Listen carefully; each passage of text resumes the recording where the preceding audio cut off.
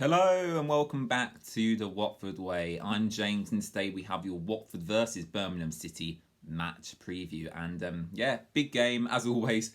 Big game of Watford season in the fight to get promoted back to the Premier League. But it's also the last game before the international break. And, a lot of our players have been selected for international duty. Think of Ben Wilmot. He's been selected for England under-21s. Ken Sema is off to Sweden. Andre Gray's actually off to Jamaica for their games. We've got a few players actually going off on international duty, so good luck to them. But this isn't an international break video. This is a Watford versus Birmingham City video. And what a big game this is, as always. And Watford are in such a good position now after beating Rotherham 4-1. And it wasn't just a result of Watford beating Rotherham. It was actually the other results that went in Watford's favour. All the teams around us pretty much dropping points. And we've really now, in second place, we're in a really, really good position. And if we just keep winning, no teams below us can catch us. So we're in such a good position. And it's that stage of the season now where you just want to win every single game, keep getting them results out, and hopefully this Watford team can do that. But first of all, we've got to get past Birmingham City, and this is going to be a really, really tough test. They've got a new manager in Lee Boyer. They actually beat Reading last time out 2-1. They beat Reading 2-1, and Reading obviously trying to fight for promotion as well. So Reading, you'd think would beat Birmingham, but Birmingham currently sitting 21st in the Championship, and they put out a really, really good performance. And I think Watford have got to be wary about this. You tend to find it with managers when they go into a new club, you get that new manager bounce. And it's just unfortunate timing that we're playing them after they've just come off that fantastic result against Reading. It's going to be a really, really tricky game, and hopefully, this Watford team can come through unscathed, and we go into the international break on a positive note. On a fantastic winning run. If you take the Bournemouth game aside, I think we've won 8 of our last 9 games, which is absolutely fantastic form. And Xisco Munoz has completely turned it around from where we was back in February, where people, including myself at times, were questioning that, Xisco's tactics, his team selections, but he's completely turned it around, and credit to him. In terms of Watford for this game, before I started recording this video, they actually released a injury update on the website, and there's a couple of players who I'm a little bit concerned about. Now, one of them players is Ismail Assar. He went off against Rotherham. Didn't look too bad at the time, but it's come out today that he's got a leg injury. I think it's on the website, and it's being assessed. And it looks like they're actually going to keep him back from going away on international duty with Senegal as well. So it looks like he's going to be remaining in England. Very unlikely he'll be playing against Birmingham. But I think that, Sarr does need a break. This probably has forced him to, this has forced Xisco Munoz to actually rest Sarr. But it doesn't look too serious from what they said on the Watford website. Apparently it's just a small knock, and is being assessed. He's having an MRI scan on his leg today, I believe, or tomorrow. So fingers crossed it's not too bad, and hopefully Ismail Assar can come back really, really fresh after the international break.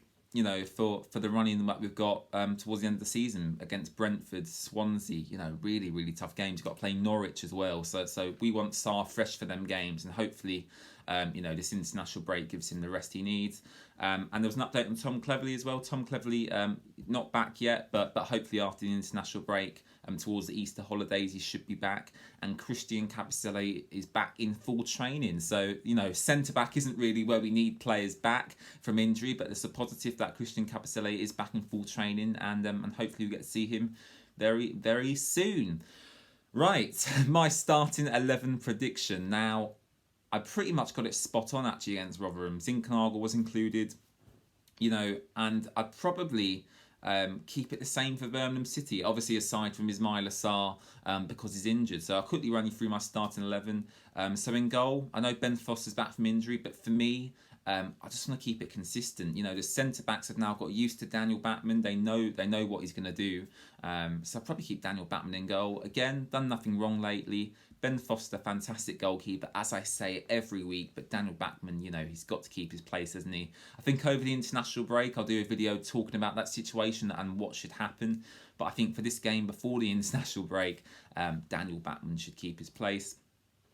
Right-hand side of defence, Right back, probably go with Jeremy Ngakia actually. I think that Kiko, again, you know, he does need a rest. But then you can also you could also argue against me and say, well, James, there's an international break coming up. They're going to have 2 weeks off anyway. You might as well play Kiko in this game. So, you know, Kiko or Ngakia, I wouldn't really mind. But I think Ngakia just needs some game time, so I'd probably go with him.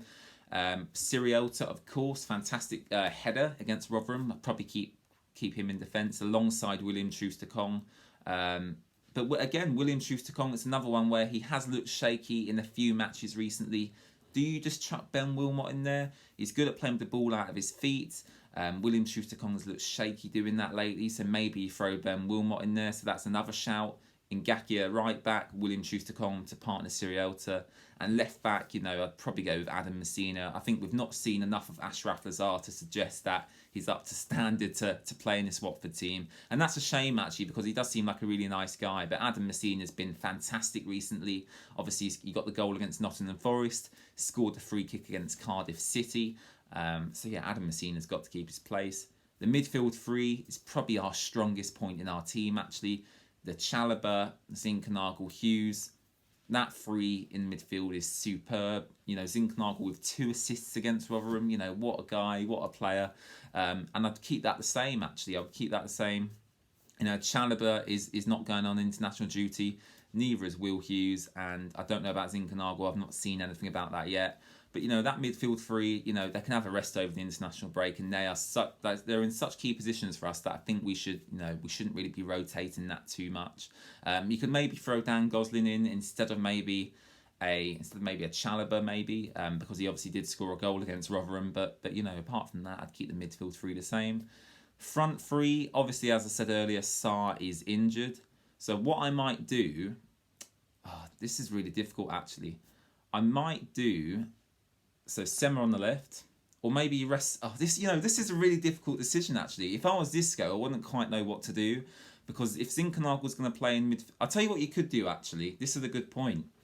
Zinkernagel could play on the right hand side of the front three. You bring Dan Gosling into the midfield, so you have a midfield of Gosling, Chalobah, Hughes. Zinkernagel out on the right wing, essentially. Pedro up front, and Sema or Hungbo on the left. I think that would be a really good front three.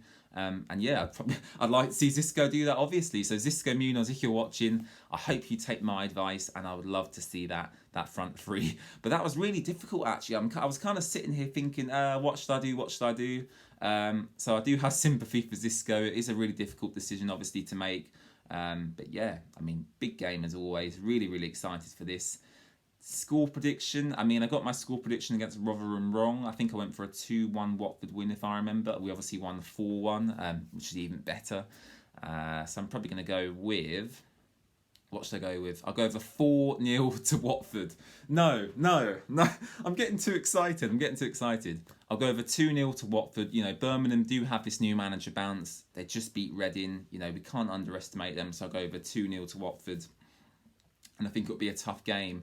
But yeah, hope you all enjoyed the video. I'm sorry it took me so long to decide my team, but it was a really tricky decision, actually. And look, it's actually good that we've got the quality and depth in the squad, you know, to be making these decisions. That's always a positive as well. And yeah, hope you enjoyed the video. Make sure to like, comment and subscribe as always. Really do appreciate it. We're really, really close to 300 subscribers now, so if you could hit that subscribe button, I would really, really appreciate it. And apart from that, thank you very much for watching, and I'll catch you in the next video.